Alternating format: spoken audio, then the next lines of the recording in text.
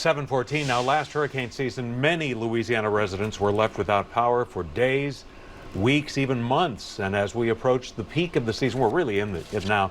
There are some things that you should be prepared for in case a disaster like this were to happen again, including issues involving your health or perhaps the health of your senior mom or dad. Joining us to talk about that is Dr. Schuyler Williams from Touro LCMC Health. Dr. Williams, good morning to you. So, what are the challenges that people who have some health issues face?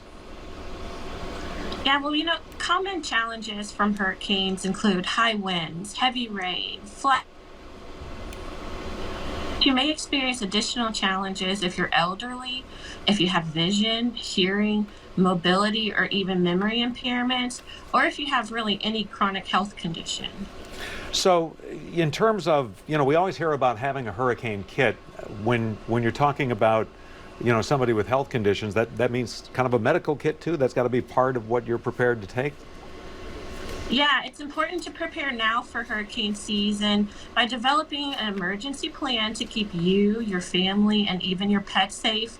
And as a part of your emergency plan, it's important to consider your emergency kit. And this should include a couple of things.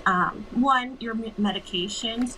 If you take any medications routinely that are prescription-based, you want to make sure you have at least a week's supply worth available to you, and talk with your doctor about this during hurricane season every year.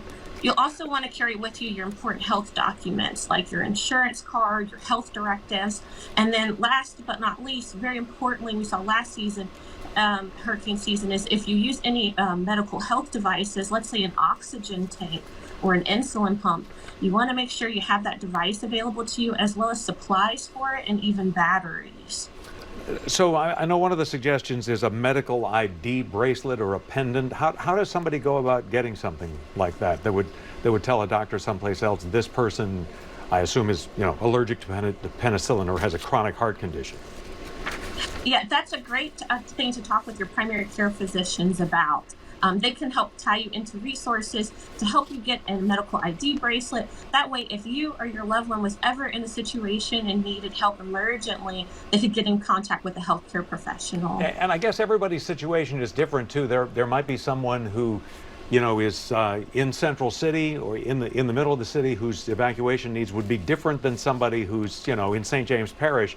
But I guess one of the lessons of last year is you have to sort of assume that this is not tomorrow morning, that it's back to normal. Exactly. With that emergency medical kit, you want to keep not just general first aid supplies, but anything you need to survive for at least 72 hours. So thinking through the things that you need to function that are important to your health, make sure you have those with you ahead of hurricane season and available to you to last more than just a day. All right, Dr. Schuyler Williams, great help. We appreciate it as always, Dr. Williams. Thanks. Thank you.